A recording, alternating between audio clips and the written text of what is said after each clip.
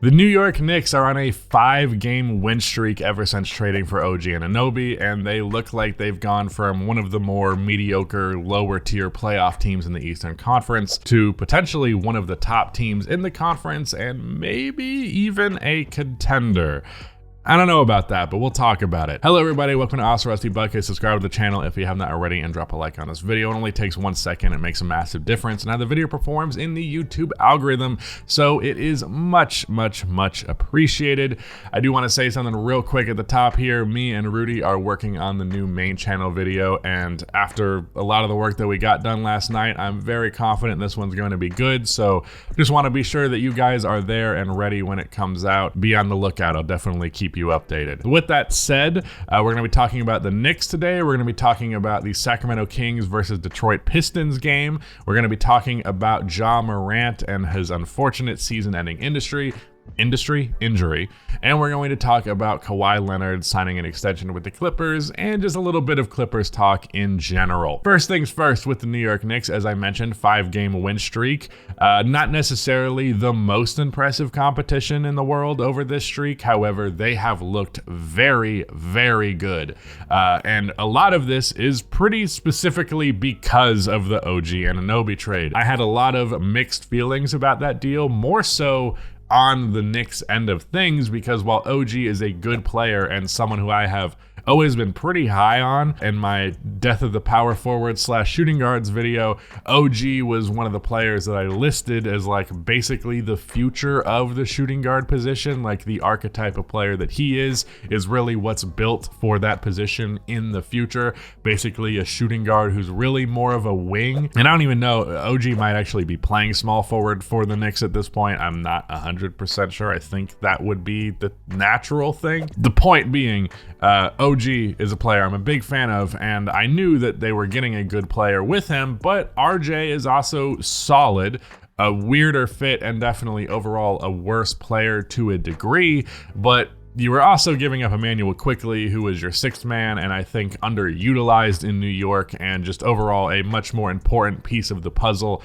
than your average fan would probably give credit. However, they have looked so good, and while I do think there is a potential level of regret about Quickley around the corner, and maybe not the near future, but at least the long term, just because I do think that Quickley has star level potential, and if not that, at least something similar to that for Toronto.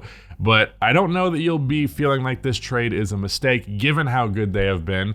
OG Anunoby is over plus 100 in the minutes that he has played over these 5 games, so over plus 20 on average with each of these games, which if you didn't know is fucking phenomenal. So that is a big sign of how much better and how much more sense this Knicks roster has made since he is there. I don't mean to suggest that the Knicks before this were like some super clunky, awkward, not super well constructed roster, because they weren't like super high on the end of the spectrum of just like awkward fit, but they definitely were not very high on the spectrum of good fit either. And for a team that otherwise has a good amount of talent, otherwise can be quite competitive on any given night, that weirdness, those rough edges, those would be what ultimately hindered them against teams that were similarly talented but had a more coherent roster, a more conscious design to the fit of the roster. And that would especially be what would do them in the playoffs. That's historically what's done them in the playoffs, and you know, Julius Randle doing Julius Randle shit on top of that. But ever since OG's been there, they've been better on both ends of the floor, which is definitely nice, because like while OG is definitely a better defender than RJ's still a good defender, but OG's a very good one. Quickley is a very good defender, and he is gone. So you're getting rid of a solid to good defender, a great one, and just getting back one great one. But ultimately, the cohesion, the fit, all of it, it's just chef's kiss for real. On offensively speaking, RJ Barrett, like as a ball handler, is like pretty prevalently used as a ball handler in the Knicks offense. I feel like as the years went along, less and less so that's been the case. But that has always been awkward because he's not an exceptional playmaker or an exceptional shot creator. So it's like, do you want the ball in the hands of a guy who's not going to be great at either of the things you want him to do if he has the ball in his hands? Spot up shooting wise, not super strong in that department. Definitely better sometimes more than others. Very inconsistent in that regard, though. You've gone from that to a guy who's basically just a spot up shooter, someone who will cut back door, and if he's going to create his own shot, he's going to do it in a really quick movement, and if it doesn't work out, he's going to pass the ball off pretty quickly. So like, he's making his decisions rather quickly and not hindering the flow of the offense, and not having an awkward fit next to Julius Randle. To be fair to RJ, because I really do not want this to come out like I'm slandering him, RJ and Randle's fit has been something that I have talked about being terrible forever. And that's that goes both ways. Randle was doing RJ no favors. OG and Randle just as your forwards. It just makes way more sense. It's just better if Randle is going to be creating shots in the way that he does, that he just has a guy who's going to spot up, attack immediately, or cut. So yeah, offensively, way better. Defensively, a little bit better. And I don't know what to say in terms of I'm definitely not going to label this team a contender because, not to borrow the insane, terrible Becky Hammond point that's just objectively true about short guards not being the best player on championship teams pretty much ever, except for Isaiah Thomas and Stephen Curry, who are outlier all-time talents. They don't have that guy, and Julius Randle is a player that I will probably never trust a day in my life. But even with all of that, I definitely think they can be a very good playoff team when, based on how they were playing earlier this year, and especially how they were playing of late with RJ Barrett's recent struggles, definitely wasn't feeling like they were a good team, period. But I think this move has moved them into the category of they could take a team like the Sixers, a team like the Celtics, a team like the Bucks, a team like the Heat, and give them a genuine scare in the playoffs. I would bet on all of those teams beating them, but not as easily as I would have bet otherwise before this.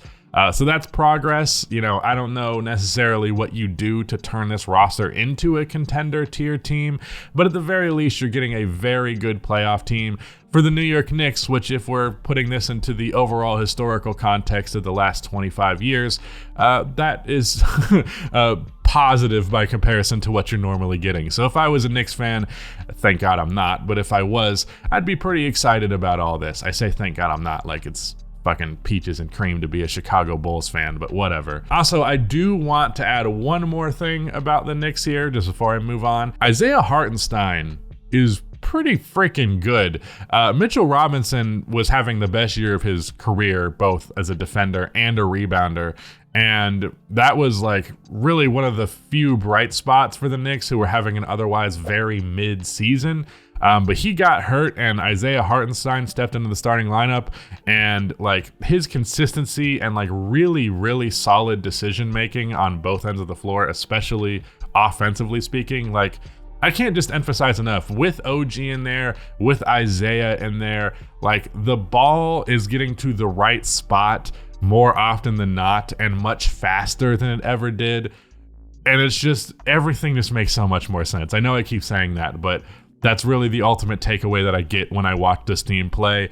It just makes so much more sense, and they're so much better for it. And I'm really glad, because the Knicks have been a team that historically has been difficult for me to watch, because anytime I see a roster that has an awkward fit, it just, a vein in near my eye just starts to twitch. I don't know what it is, but I'm glad that's over. On to a more depressing note, we're going to talk about Ja Morant, who unfortunately sustained a season-ending shoulder injury in practice. I do have to wonder immediately, just knowing the timeline of events here, that he got hurt in practice and then played pretty good in that game.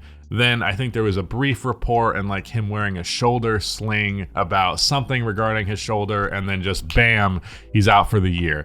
So that's absolutely just a brutal turn for the Grizzlies, especially given the context of dealing with the suspension. You waited so long for him to come back. You put up with a lot of horrible basketball and watched it, at least, with the hope and with the idea on the horizon of Ja's return and potentially, maybe making a play-in or even higher seeded playoff push, potentially genuinely competing for the title this year, because I think if they truly put everything together that was on the table, but that's all not going to happen. And I have to wonder if there was some incompetency here on the Grizzlies' end of things. I obviously don't know the full extent of this, and as far as I'm aware, the Grizzlies have reported this not to be true. However, that can definitely be just a face-saving move. Did this injury get worse because he played a game on it? Was it potentially something that could have been a couple of weeks of rehab that turned into a year-long thing? I don't know, but I would definitely be a little bit questioning of that if I was a Grizzlies fan. But as for what this means for them now, I mean, it's pretty obvious. They're just going to bottom out. They're not going to be a very good team. They're going to get a high lottery pick, whether they use that to draft some sort of win-now guy.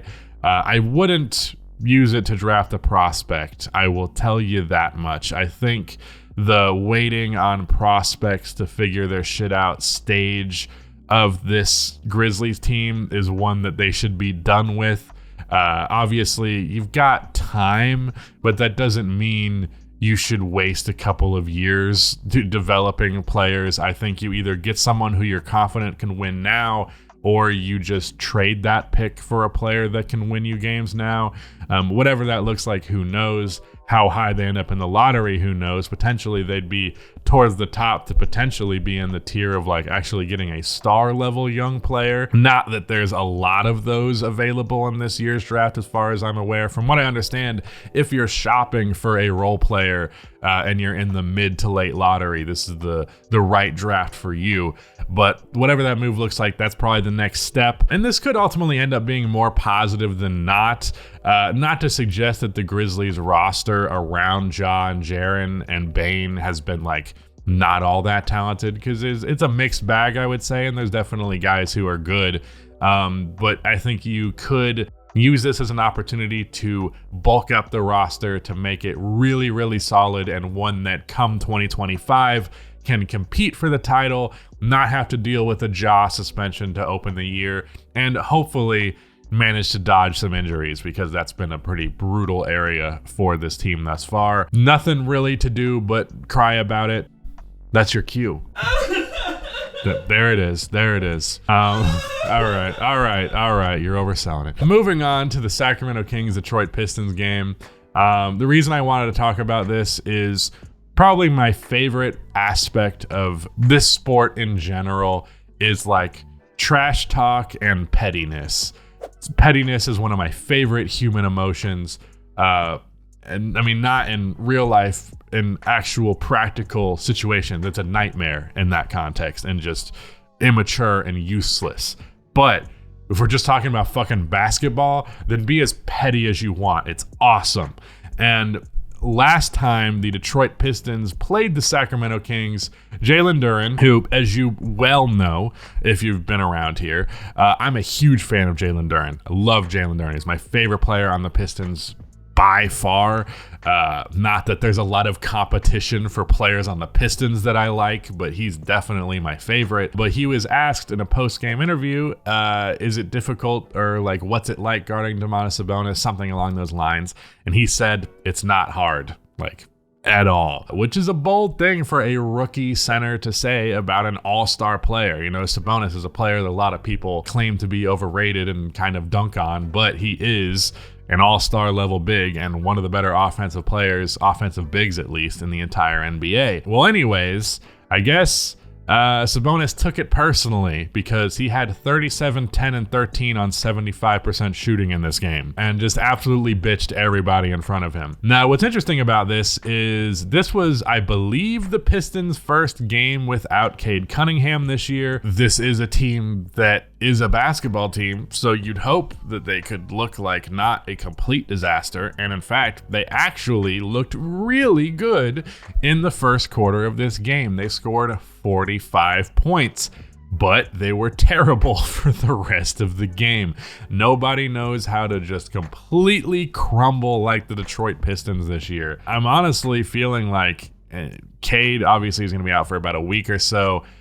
this team might win the least amount of games in NBA history, and that's including that Bobcats 7-win season where it was a lockout year and there wasn't even a full 82 games played. This is a really brutal roster, but sorry, to bring this back to the Sabonis thing, like I said, he was cooking everyone in front of him. It wasn't just Duren. A lot of it was also James Wiseman, who I don't know if you guys have picked up on this yet, but that guy, he's just not an NBA player. Like, I mean, obviously he technically is in the legitimate sense that he is employed by an NBA team and gets rotational minutes, but he might get like one more contract after this for like a very minimal amount of money and a very minimal amount of years. But after that, I'm very confident that Wiseman will have a very good career for the Shanghai Sharks, but he's just not an NBA player. And you can say that about a lot of players on this Pistons roster. Isaiah Livers, Killian Hayes, Alec Burks, apparently, after being good before, suddenly he goes to the Pistons and he's terrible. And something that I want to say about that is there is a good NBA player on this roster who is currently not even in the fucking rotation. I cannot even begin to wrap my head around the idea that Marvin Bagley is not playing for this team. Like, don't get me wrong. Marvin Bagley, DNP on a like good NBA roster, that is very conceivable. Obviously, Marvin Bagley had super high expectations when he was drafted, taken before Luka freaking Doncic, taken before Trae Young on top of that. Even with that being the case, he is still a good NBA player. Not so much on the defensive end of the floor, but on the offensive end, he scores the ball really well. He's a good screener. He's a pretty good connector. He has a jump shot that he can hit pretty occasionally, and he just like finishes really well inside, post up occasionally, pick and roll, whatever you really want. He can kind of give you a little bit of everything. He averages 17 and 9 as a starting player for the Pistons this year, and somehow he's not in the rotation at all. You know, Monty Williams is someone who I've been less harsh on than other people have. This decision perplexes me, and the more and more I see this happen, the more and more I just lose a little bit more respect for Monty Williams. And like the bar of respect meter I had for Monty was like up here before this season started, and it's like getting down to here. And he's only got a little bit less before I'm just calling him outright trash. There's a lot of rotational decisions that the Pistons have made that have been very questionable. However, that one is at the top of the list, and it might be the most questionable rotation decision in the entire NBA this year. With that said, we are finally going to move on to Kawhi Leonard extending with the Clippers. I do think that this was a wise and not all too shocking move from Kawhi. I do understand the argument and the perspective of maybe he should have waited to this postseason so that he can, make sure that they don't just collapse again. However, ever since James Harden has been traded there, they have been really freaking good. And I do want to say this because I believe the last time I talked about the Clippers on this channel, I said that they were a contender, but I was a little hesitant about that. I'm going to go ahead and remove that hesitance from the equation. I'm saying this is definitively a contender right here. I do still have a little bit of hesitance specifically in like the superstition department just because it's the Clippers and it's James Harden, and historically both of those things have just had comically bad things happen in the postseason. But I'm not going to make my analysis based on superstition, at least not to that degree. So things should be fine for the Clippers. They should be a team that has a genuine shot at the title this year. And it makes sense that Kawhi would want to extend, especially just obviously his injury record and just wanting to make sure he gets paid a good amount of money. Like he could obviously like get hurt in this postseason, and then when it comes time for money, maybe this team's not willing to give him the max anymore. And certainly no team can pay him as much as the Clippers. So if he's just about his business and wants to live in Los Angeles, well, he made the right decision there. This also will likely be followed by a Paul George extension, which I understand why he's doing that, and I understand that it's ultimately a good thing for the Clippers, but I am a little bit upset about it just because I did have that pipe dream about Paul signing with the Pacers. I just think that would be the most fun outcome.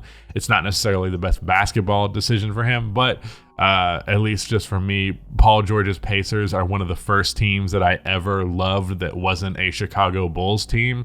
So, an area of nostalgia for me. But yeah, it makes sense for him to return. It makes sense for Kawhi to return. I think James Harden could also be eligible for an extension, although trade stuff might make that weird. But one way or the other, I think the Clippers are going to be very good. And I also think James Harden is probably finally in the place that he's not going to find some thing to be upset about. I think this might be his final destination. And it's worth saying for pretty much all of these guys, this is going to be where they finish up the last couple of years of their career, because we're talking about a couple of guys who are getting towards their mid-30s. They only got a couple of years left in the tank of being star-level players still, and they're going to be doing it in Clippers uniform, so that is going to be interesting. That is it. Shout out to Nick for editing this video. Check out the Coping Hour podcast. The link is going to be in the description. Best NBA podcast out there, even better than my own. But yeah, that is it. Goodbye.